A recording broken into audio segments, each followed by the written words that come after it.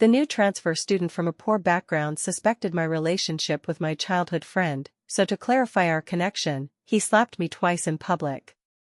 Although your father died saving me, my family has employed your mother as a nanny and allowed you to be my desk mate from childhood to now. In fact, you owe me now. These 2 slaps make us even. Get lost. I took his words to heart, and from that day on, I no longer sat as his desk mate, stopped tutoring him, and ceased following him. Later, I transferred schools and vanished. My childhood friend searched for me frantically until he finally found me at the university entrance, where he saw the boy by my side. With red eyes, he questioned me, "How dare you? How dare you get close to another man behind my back? Be with me again, I still owe your father my life, and I'll take good care of you in the future. Get lost." I slapped him hard twice. When I was 5 years old, the car of Evan's family was tampered with by a competitor. It exploded. My father, as the driver for Evan's family, died in that inferno while saving Evan. The Lee family owed my family a life. To repay the debt, they hired my mother as their nanny and provided us, mother and daughter, with a basement room to live in. Similarly, the Lee family sponsored me so that I could attend the same school as Evan throughout. Thus, Evan and I became childhood sweethearts in everyone's eyes. Because I grew up without a father, I was somewhat timid from a young age. Evan, as my childhood brother, always protected me. "Ariel, don't be afraid, if anyone bullies you, I'll beat them up. In this world, I'm your guardian deity, protecting you forever." For 18 years, I truly believed this childhood brother would always protect me. Until this year's second semester, when a poor transfer student named Ivy joined our class. She was beautiful, excelled academically, had a sunny personality, a bright smile, and was eloquent. On her first day, she attracted a swarm of admirers, but she rejected them all after inquiring about my relationship with Evan. On the first day, she announced, "I'm here to study, not for anything else. But I want to become best friends with Evan." Upon hearing Ivy's words, Evan sneered and said to me, "Don't listen to her nonsense, this transfer student seems like a lunatic to me. How could I possibly become best friends with such a crazy person?" Then, with a smile, he looked at me, "Because I'm only the best in the world with you." However, after saying this, Evan accepted Ivy's invitation the next day and had lunch with her. From that meal onward, they grew increasingly close. Classmates gossiped that Evan now revolved around Ivy every day, having long forgotten about me, his childhood sweetheart. Although I felt a bit sad, I remained calm on the surface and gradually distanced myself from Evan. A week later, Evan strongly insisted that I watch him play basketball and hand him water. I didn't want to go, after all, he was now so close to Ivy. And Ivy, the transfer student, would call me Nanny's daughter every time she saw me. "Nanny's daughter, help me with cleaning duty, your mom is a nanny, so you must know how to do chores. Why are you unwilling? Your mom is a nanny, what's there to be unwilling about? Nanny's daughter, buy me a bottle of water, but I have no money for you, hee hee." I didn't know why Ivy harbored such strong hostility toward me. Evan had always kept my identity secret, and no one in the class knew. Clearly, he had told Ivy. Today, upon hearing that Ivy was going, I didn't want to go. But Evan immediately became unhappy, frowning at me. "We grew up together. You're my childhood sweetheart, you're unwilling even to hand me water? Be careful, or I'll tell your mom you're bullying me." With no choice, I went to watch him play basketball. Somehow, this provoked Ivy, who immediately said, "If you want to be best with me, break off your relationship with your childhood sweetheart right now." Therefore, when I handed the water to Evan, he suddenly changed his expression and slapped me twice in front of teachers and classmates on the playground. Slap. Slap.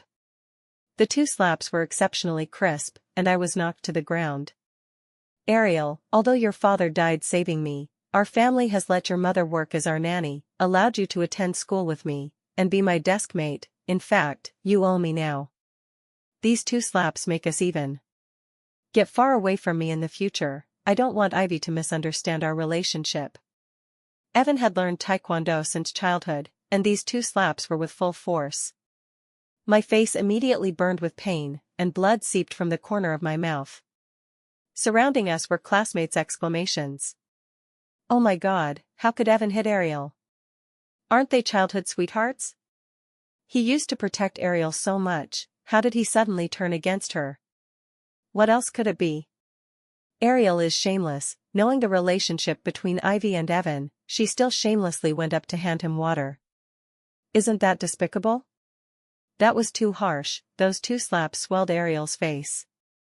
If reported to the police, it could be filed as a case, right? Pfft, I thought she had some big background as Evan's childhood sweetheart. Turns out she's just the daughter of Evan's family nanny. No one will testify for her. Everyone was discussing animatedly, and the nearby teachers saw it all. But no one dared to stand up for me. Evan's father was a school director. This was an elite academy, and his father had invested in it. No one dared to provoke Evan's status. I was merely a nanny's daughter, and no one would speak up for me. After hitting me, Evan raised his chin, waiting for my reaction. Ivy, standing aside, saw this and giggled. "Oh, nanny's daughter, I didn't expect that. I just said it casually, and Evan really hit you. You won't report to the police, will you? But don't forget, you're just a nanny's daughter. If you dare report to the police and get Evan arrested, your mother's job will definitely be gone, and you and your poor mother will end up on the streets." Ivy grew increasingly smug, and Evan looked at her indulgently. He didn't look at me but said to Ivy, "Let's go. Didn't you say the cafeteria chef's food isn't good? I'll have my dad fire him immediately. Now there's a new chef, and today I specifically instructed him to make his specialty, sweet and sour pork ribs. Let's go eat." I covered my face tightly. Evan said nothing more, but it was as if he had said everything. The previous cafeteria chef had been working at our school for 10 years. He had been there since the school's founding, and he had many signature dishes: sweet and sour pork ribs, braised fish, stir-fried bok choy, egg-fried rice. Every dish was loved by the students. But just because of Evan's word, the chef was fired, and now replaced by someone else. Evan was warning me that with his power and influence, just one word, and my mother, the nanny, would be driven out of the Lee family by his father. Even if my mother went to work as a nanny elsewhere, no one would hire her. He and I had always been worlds apart. When he acknowledged me as his childhood sweetheart, he could elevate me to the heavens, but when he disliked me, a casual word could crush me. Thinking of my mother, I covered my face and said nothing, lowering my head to find the homeroom teacher. Not to complain, but to change seats. What? Change seats? Has Evan agreed? The teacher looked at me incredulously. On my first day at this school, Evan had told the teacher, "Ariel and I are childhood sweethearts, we must be desk mates for life." Because of Richard's influence, even the teachers obeyed him unquestioningly. Even if all other classmates had to rotate seats, Evan and I would always be desk mates. It was normal for the teacher to ask this. I removed my hand from my swollen face, gave a bitter smile, and looked at the teacher. Today, Evan slapped me twice in public on the playground and told me to get far away from him. I think he doesn't want me as his desk mate anymore. He probably wants Ivy as his desk mate. The teacher stared at my swollen face with wide eyes. After reacting for a while, she sighed and said, "All right, I agree to the seat change." Upon hearing the teacher's approval, I finally showed a trace of a smile. "Thank you, teacher." I knew she would agree, not only because Evan told me to get lost, but because I had always been first in the grade. I was the only promising student in our school who might get into Hua University. My grades were my only confidence. Richard had always let me attend the same school as Evan, not just to repay the debt. The schools Evan and I attended were always private schools invested in by Richard. Because I always won first place in the city, bringing immense reputation to Richard's schools. Even without the life-saving debt, Richard waiving my tuition and letting me attend was justified.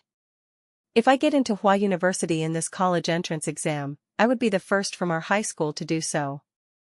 The academy would gain great fame, attracting more second-generation rich kids, and Richard would gain more benefits. Although the teacher didn't dare report Evan hitting me to the police or punish him, she could still agree to a simple seat change. After her approval, I immediately returned to the classroom to prepare for the switch. At that time, Ivy and Evan had finished eating and returned. Ivy was sitting in my seat, whispering to Evan. The two were laughing heartily about something unknown.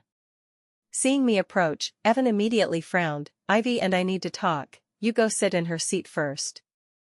Don't come over and be annoying, forcing me to listen to your tutoring, I'm not in the mood now. After school, I'll give you 20 minutes to tutor me alone. From childhood to now, because of my excellent grades and to thank the Lee family, I had always tutored Evan's studies. Evan wasn't very smart and loved to play. Each time, I had to spend several hours tutoring him to make him understand the problems. Thanks to my tutoring, Evan's grades, though not top-notch, were always in the class top 10 and grade top 50. Thus, Evan stood out among the second-generation rich kids, giving Richard and Helen great pride. My reward was to always be his desk mate by his side. Evan seemed to have forgotten about slapping me twice on the playground. Now, he spoke to me casually, as if amnesiac. Seeing him like this, I curled my lips into a smile, but my cheeks were too swollen, making it uglier than crying. I said to Ivy, who looked at me mockingly, you can sit here permanently from now on, I've told the teacher to switch our seats. I'm here now to pack my things. After saying that, I went to my seat and started packing my textbooks. Evan was startled by my action, he grabbed my hand incredulously. Who allowed you to tell the teacher about changing seats? Ariel, where did you get the nerve? Hearing Evan's words, I found it ridiculous. I pointed to my frighteningly swollen face and said, it's been less than an hour, and you've forgotten? Didn't you slap me twice in public and tell me to get lost? How can I get lost if I'm your desk mate? Evan was choked by my words. I just said it casually, how could you take it seriously? Being so petty, where's your upbringing? Moreover, if you move away, what about my tutoring? Who will tutor me? Expressionless, I pointed to Ivy, you can have her tutor you. Her grades aren't bad. Ivy was specially admitted as a poor student. In this morning's school exam, she ranked 5th in the class. Tutoring Evan would be more than sufficient for her. Ivy's eyes lit up, about to speak, but Evan frowned and interrupted her. How can I let Ivy tutor? Wouldn't that waste her study time? Tutoring takes 4 or 5 hours each time, how tiring. Hearing his words, even though I was prepared, my heart still ached involuntarily. So he had always known, tutoring him was hard for me, but in his eyes, it was taken for granted. Now, when I suggested Ivy tutor him, he immediately felt distressed for her. What a double standard. I fiercely shook off Evan's hand, I won't tutor you anymore. After saying that, I continued packing my books. Evan stared at me intently, I ignored him and quickly packed my things. Just as I was about to finish, a bottle of ink was poured over me from head to toe. Ah! A girl in the class exclaimed on my behalf. I looked down at myself, my school uniform, the new backpack and shoes my mother bought me, were all splashed with ink. The backpack and shoes were branded, costing several thousand in total. Attending an elite academy, my mother, fearing I'd be mocked by classmates, scrimped and saved to buy me these brands, now all ruined. I looked utterly disheveled. Ivy held the ink bottle, looking at me smugly. Oops, Nanny's daughter, sorry, my hand slipped just now, I didn't expect to pour the ink directly on your head. You're really unlucky, bumping into my hand like that, these shoes and backpack are unusable now. You're so vain, a nanny's daughter using branded shoes and backpack, seems your mom has been skimming quite a bit as the Lee family's nanny. You won't make me compensate, right? I have no money, boo-hoo. Right after Ivy said this, Evan immediately sneered at me, what nonsense. Baby, what do you have to compensate her for? Her mother is our family's nanny, her mother's money comes from our family. What face does she have to ask you for money? Hearing Evan say this, Ivy laughed heartily. Hee hee, thanks for standing up for me, otherwise, I was really scared. I heard poor people are the best at extorting. I'm so afraid of being extorted by the nanny's daughter. I clenched my fists, looking at Evan joking with Ivy in front of me, feeling utterly unfamiliar. I clearly knew that Evan and I were never in love, I only had the affection of childhood friends for him. Previously, he was always a good childhood friend in my heart. Even though my father died saving him, I never blamed him. Because he was only 5 years old at the time, and my father saved him voluntarily, it had nothing to do with him. But now, I hated him thoroughly. If my father had a spirit in heaven and saw the person he saved with his life bullying me like this, how heartbroken he would be.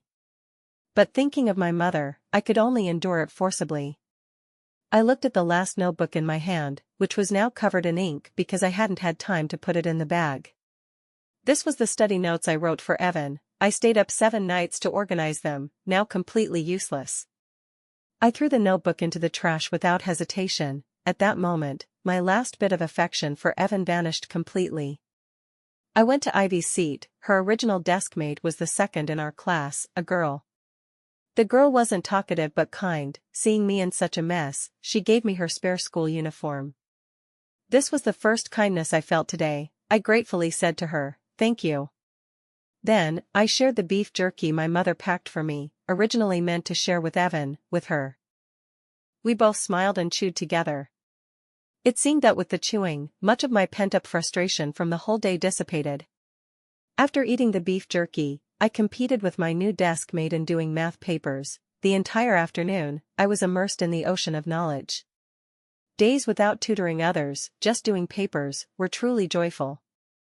So much so that I didn't even notice when school ended. When I realized, most classmates had already left. Evan had left long ago, and similarly, he instructed his driver to drive straight home. Because my mother and I lived in the basement of Evan's house, I always commuted to school in Evan's car. It wasn't that I was thick-skinned, but the Lee family lived in a luxurious villa area, far from school, taking an hour by car. Now, Evan left with the driver directly, so I had to return to the villa myself. He was waiting for me to beg him. I sneered. I had anticipated this, so I didn't turn on my phone to seek help from him. Instead, I took the bus directly, plus walking, and after 3 full hours of hassle, I returned to the Lee house. It was already 9 p.m., I put on a mask, opened the stuffy basement door, and my mother looked at me with concern. "Ariel, why are you home so late?" I asked Evan why you didn't come back with him. He ignored me with a gloomy face. What exactly happened? "Mom is really worried about you." "Did you make Evan unhappy? Did you quarrel with him? Why are you wearing a mask? What's wrong?" "Your shoes and clothes." My mother, with her hunched back, nagged me incessantly. The Lee family's housework was extensive. My mother had to clean the entire villa daily, prepare 3 meals, afternoon tea, a full table of dishes when guests came, water flowers, feed fish, walk the dog. It was exhausting every day. When my father was alive, my mother was a company employee with a relatively easy job and decent salary.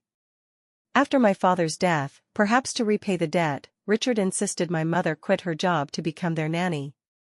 Moreover, to give her a high salary, they hired only her as the nanny. Now, my mother, not yet 50, already had a bent waist. Seeing her like this, the words on the tip of my tongue were swallowed back. I said softly, "Evan is now ambiguous with a female classmate in our class. This girl is jealous, so to keep distance, I won't ride in his car anymore. The shoes and backpack got dirty by accident, sorry, Mom. I caught a cold today, don't want to infect you and delay your work tomorrow, so I'll sleep with the mask on tonight." After saying that, without waiting for my mother to ask more, I turned to wash up. The next morning, I deliberately set an alarm for 3 a.m. My mother was still asleep. I got up quietly and packed my backpack. Unexpectedly, I saw a delicate lunch box on the desk. Opening it, there were fresh sandwiches, and beside it a warm milk, with a note from my mother, "Eat your fill before going to school, the bus stop is quite far, can't walk on an empty stomach. Don't wash the shoes and backpack, let's discard them, Mom will buy you new ones later." My eyes moistened. I put the sandwiches and milk in the backpack and quickly left the villa. Endure a bit more, less than half a year until graduation. After graduation, I'll work to earn money and take my mother away from here. Because I left early in the morning, I arrived at school on time, but only 1 minute early. Panting, I stepped into the classroom, passing Evan on the way to my seat. He suddenly grabbed my hand. Who gave you the nerve to come to school by yourself? I looked at him coldly. Evan's tone softened immediately. What time did you get up this morning? Getting up early just to spite me, is it worth it? Be good, apologize to me. Classmates turned their attention. The teacher walked in at that moment. I shook off his hand without saying anything and returned to my seat. Amid everyone's strange looks, I calmly took out papers and started working on problems. Now, all I could do was study hard, even harder. I desperately encouraged myself. I thought after yesterday's events plus my attitude this morning, Evan wouldn't bother me anymore. Unexpectedly, during break while I was napping, Evan approached me with a bottle of juice. He pressed the ice-cold juice against my face. Little piggy, wake up. In my sleep, I was awakened by the piercing cold. I looked up at him angrily. He looked at my face with distress. Yesterday, I was indeed a bit heavy-handed. Don't be angry, I was just putting on a show in front of Ivy. I won't hit you again in the future. Remember to wait for me after school tonight, we'll go home together. I looked at the cold juice in front of me, took it. Under Evan's expectant gaze, I threw it into the trash without hesitation. I won't ride in your car anymore. The 2 slaps you gave me yesterday and the words you said, I remember them deeply and will remember for a lifetime. Please don't bother me again in the future. Evan gritted his teeth looking at me. Ariel, don't be ungrateful. Remember your status, you're just a nanny's daughter. Don't you want your mother's job anymore? Again this phrase. I desperately tried to calm myself, but couldn't. I looked up coldly at Evan. Besides this sentence, can you say anything else? I stared at him intently. What kind of thing did my father save with his life? If he knew the person he saved would threaten his daughter with his wife's job every day, he definitely wouldn't have saved you. Now, if he has a spirit in heaven, even as a ghost, he won't let you go. Upon hearing my words, Evan's face turned pale instantly. In the end, he said nothing and turned away in panic. From that day, he didn't bother me for a week. I also persisted in commuting to school by myself. Meanwhile, Ivy called me nanny's daughter in various ways every day. I ignored it, treating it as a dog's bark. Because during this time Evan and Ivy were together every day, and both their grades declined sharply. In this monthly exam, Evan surprisingly ranked 40th in the class, and his grade ranking was beyond 300. Ivy only ranked 15th in the class. The teacher cancelled her scholarship. Meanwhile, I still held first place in the grade steadily. When the teacher announced my scores, Ivy seemed to hear some great injustice, glaring at me while hugging her paper and crying bitterly. After class, Evan approached me again. I was doing papers at the time. Evan snatched my paper and tore it. Ariel, my grades dropped this time, aren't you anxious for me? You still have the mood to do papers here. Throwing a tantrum with me, not tutoring me, causing my grades to drop and getting scolded by my parents, this is your revenge on me? You little ingrate, all these years I've doted on you in vain. But I know you're inwardly anxious. Alright, today I'll reward you with tutoring me for 5 hours. Hearing Evan's shameless words, I almost vomited last night's dinner. I snatched back the torn paper. This was specially given by the teacher, and I had to finish it. I took out tape, piecing it together bit by bit, saying while piecing, your grade decline has nothing to do with me. I'm the daughter of your family's nanny, now it's a new society, no slavery. I've never heard that a nanny's daughter is a slave who must be at your beck and call. Evan's voice trembled, looking at me incredulously. Are you crazy? Really not caring about my studies anymore? Ariel, being so ungrateful, you'll definitely regret it. Penalty, no talking to me for a week. After saying that, he kicked my chair hard and turned to leave. And I finally looked up, seeing Ivy behind him, looking at me with an extremely malicious gaze. My heart trembled. During break, as I came out of the bathroom, Ivy suddenly blocked me. I frowned, trying to walk past her. She approached me maliciously and whispered in my ear, Ariel, you must be very smug, Your father used his life to make the Lee family owe you forever. Clearly a pauper, yet able to live in the Lee house all along, your mom as the nanny, your father's death was really worth it. Pity you have only one dad. If your mom found a few more dads and they died a few more times, maybe your worth would skyrocket now, haha. I clenched my fingers, raised my hand to slap her. But then I saw the surveillance above and the classmates coming and going around. My future, my studies, couldn't be ruined because of this idiot. No one could ruin my future. I finally lowered my hand and strode away. Ivy looked at me disappointedly. I thought the matter was over. Unexpectedly, at noon while eating in the cafeteria, a scalding tray with food suddenly smashed into my face, and Evan instantly grabbed my neck. Who gave you the nerve to touch Ivy? Haven't I warned you to stay away from her and not to delusionally think about me? Evan gripped my neck tightly. I struggled desperately, but it was futile. Surrounding were classmates' exclamations. No one dared to help, but someone went to call the teacher. I opened my mouth to call for help. I didn't. But Evan's eyes were bloodshot, his hands tightening, gripping my neck harder and harder. At that moment, I could fully feel his killing intent toward me. Just as I thought I was going to be strangled to death, the teacher finally arrived. Stop. I was sent to the hospital for emergency treatment. When I woke again, I saw my mother sitting by my bed crying. My neck was wrapped in gauze. I opened my mouth, my voice hoarsely frightening. Mom, how did you come? My mother looked at me with red eyes. Ariel, why didn't you tell Mom that you've been bullied by that bastard Evan during this time? Your desk mate told me, not long ago, he slapped you hard twice, right? I opened my mouth. Mom.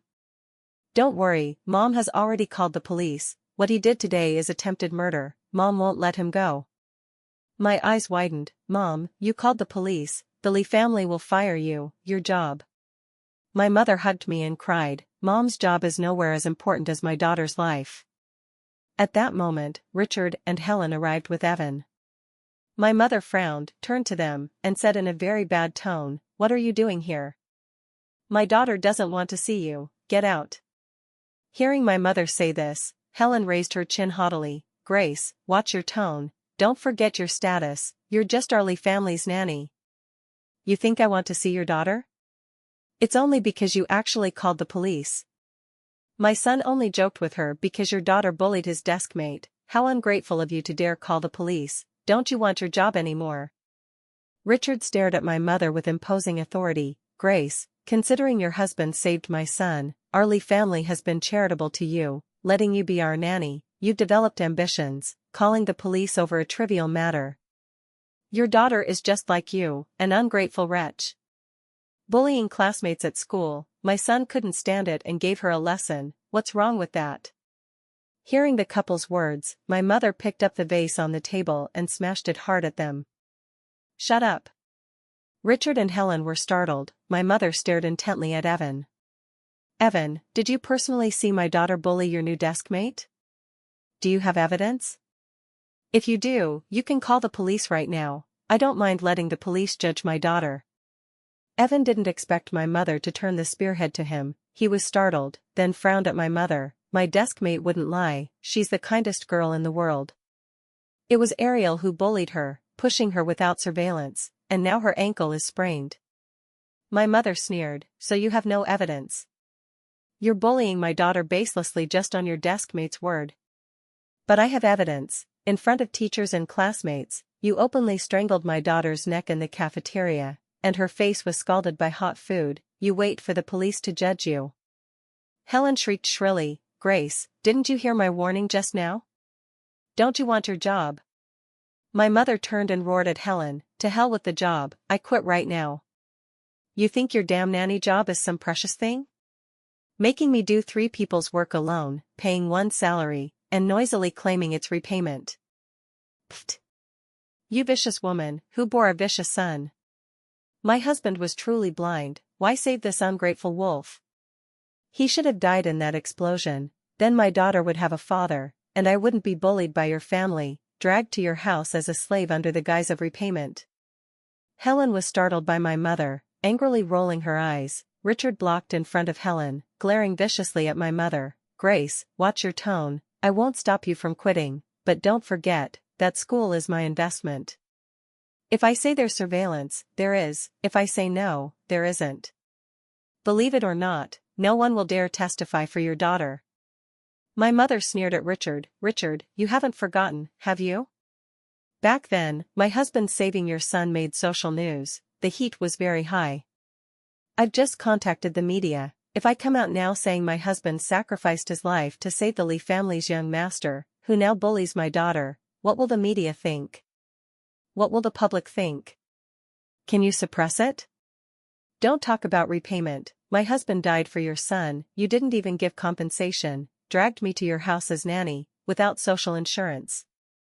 Now I'll expose all this. If not, I don't want my life anymore, I just want justice for my daughter." Richard looked at my mother with a pale face, his fingers trembled with anger, his mouth opened and closed, but in the end, he said nothing. My mother sneered, "I'll go get the surveillance soon. If you dare not give it, wait for me to find the media." My mother went to the school and smoothly obtained the surveillance, handing it to the police. After viewing it, the police said Evan committed intentional injury. He was now over 18 and would face imprisonment. Richard and Helen finally panicked. They immediately changed their attitude and came to my ward to beg my mother to let Evan go. My mother looked at me for a long time. On the 5th time Richard and Helen came, she relented. My mother accepted Richard's $200,000 compensation and withdrew the lawsuit. Then my mother proposed transferring me to another school. Richard naturally disagreed. He was still counting on me, the future top scholar, to bring fame to his school. "There's less than 3 months until the exam. Transferring Ariel now would be so troublesome, no school will accept her," Richard said half-threateningly. This time, I sneered at him. "Uncle, don't worry, a school has already contacted me, it's Maritime Academy. They offer full waiver of tuition and fees for the last 3 months, plus $100,000 to welcome my enrollment, and if I get the top score, another $800,000 reward.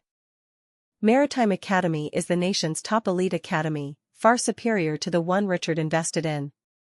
Richard's face turned white with anger, and he could only leave quickly. I stayed in the hospital for 2 weeks. After that, my mother handled my transfer. I didn't go to school for the withdrawal procedures.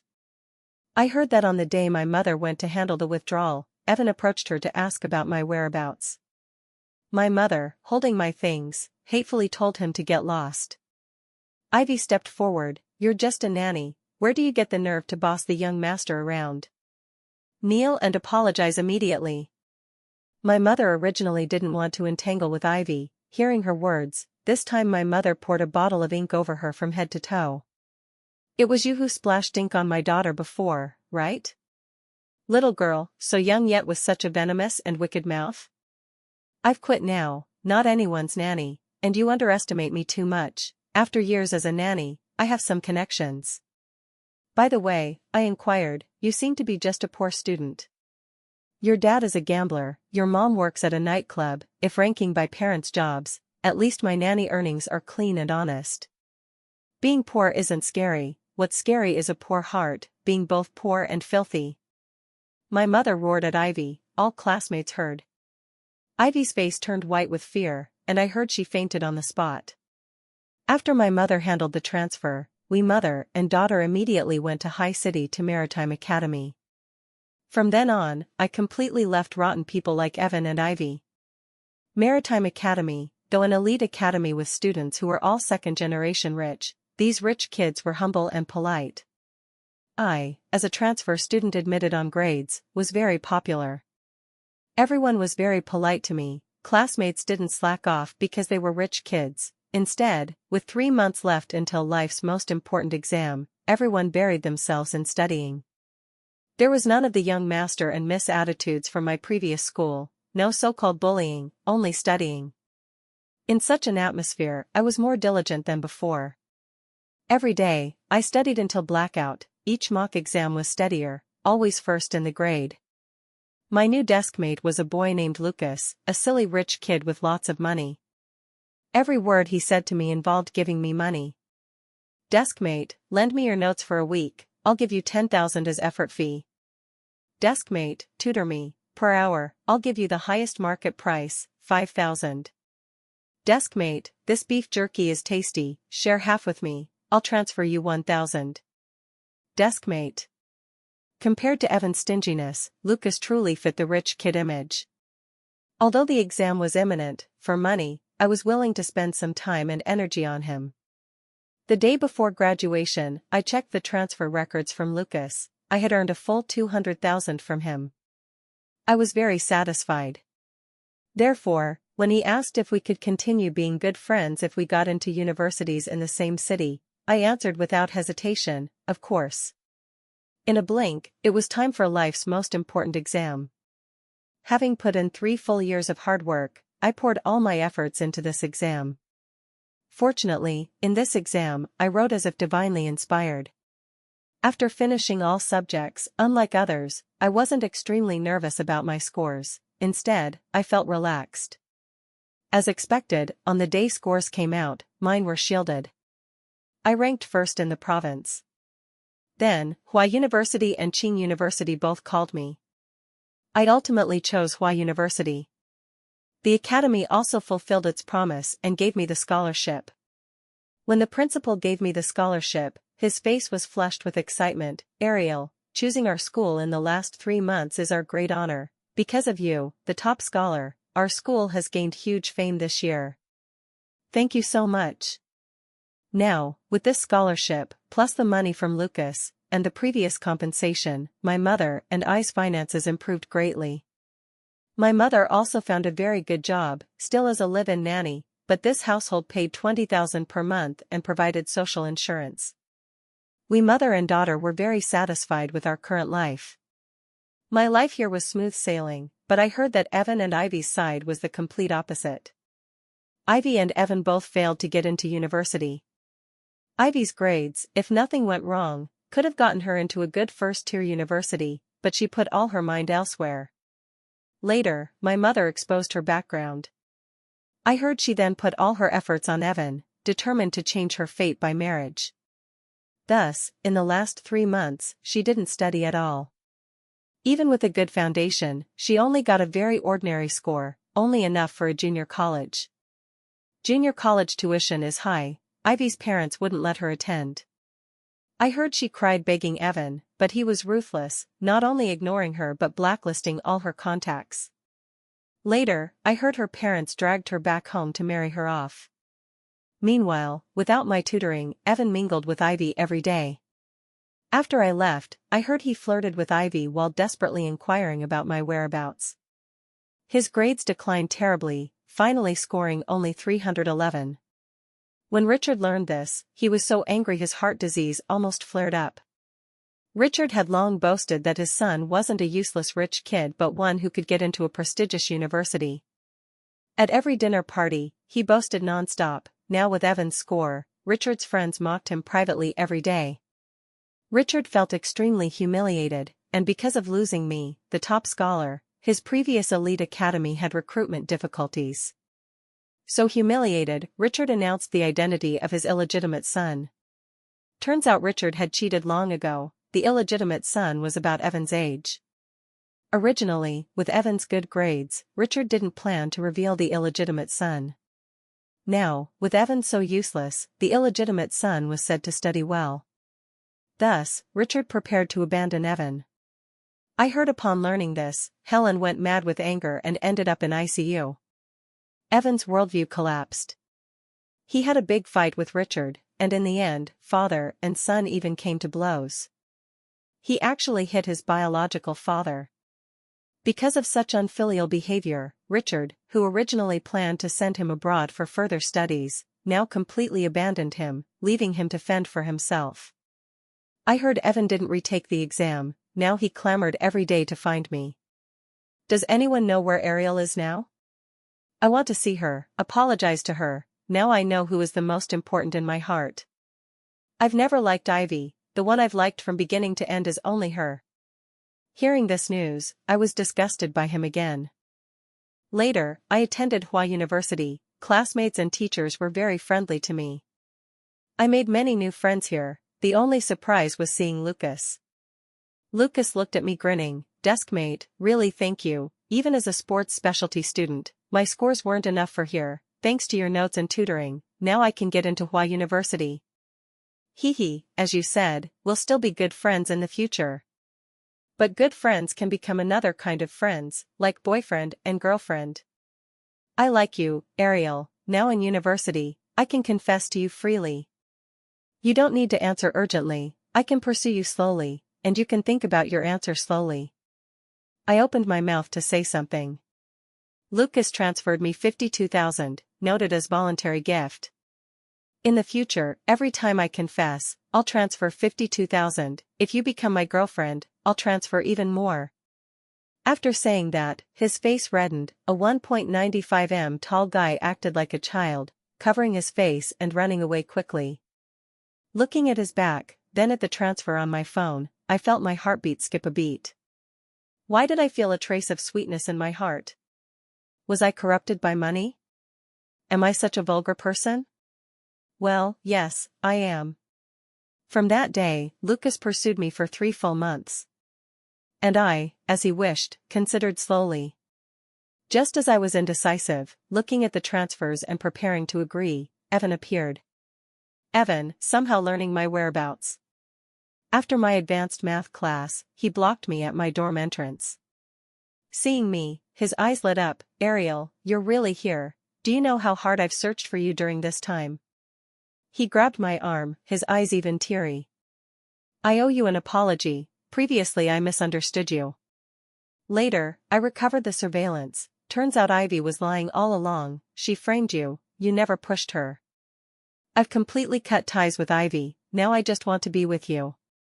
We grew up together, originally meant to fall in love and marry like in a fairy tale. I know you think the same, right?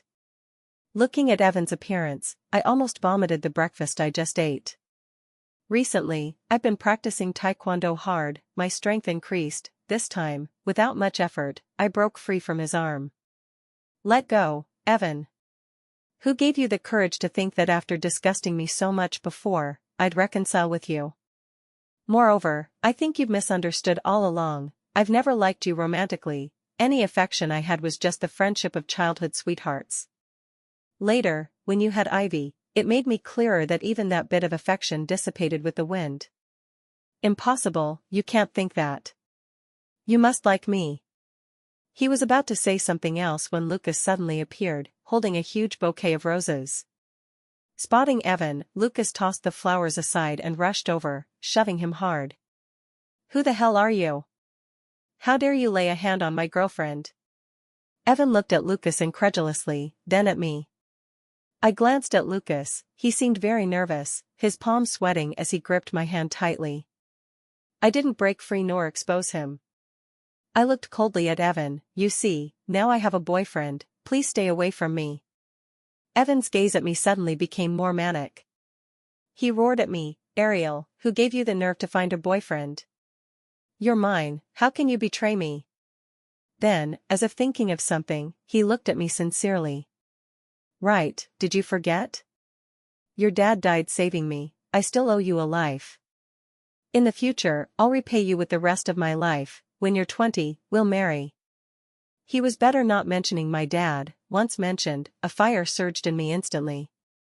Recalling those 2 slaps, I sneered, Evan, did you forget you slapped me twice on the playground, saying it repaid my dad's life-saving grace? In the instant Evan's face paled, I raised my arm and slapped him hard twice. Slap. Slap. Just like he slapped me before, I used full force. These 2 slaps are returned to you. You owe my dad a life-saving debt. Being so ungrateful, you deserve me hitting you. After saying that, I took out 200 from my pocket and threw it at him. This is 200, consider it your medical fee. Get lost, as far as possible. After saying that, I didn't look at Evan again, tightly holding Lucas's hand and leaving quickly. Lucas and I walked far. Suddenly Lucas stopped. Ariel, you haven't shaken me off all along, does that mean? Yes, I'm willing to be your girlfriend, my boyfriend. The sunlight was perfect. At that moment, Lucas's face was gilded with gold light, looking even sillier. After a long while, he hugged me tightly. "Hello, my girlfriend, Ariel." From that day, I never saw Evan again. Later I heard to drown his sorrows, he went racing, ended up in an accident, and became paraplegic. His latter half of life was completely ruined. Hearing this news, I had no reaction. Now I'm researching a new type of game, wanting to start a business. The startup capital is naturally provided by Lucas. My future life is destined to be smooth sailing.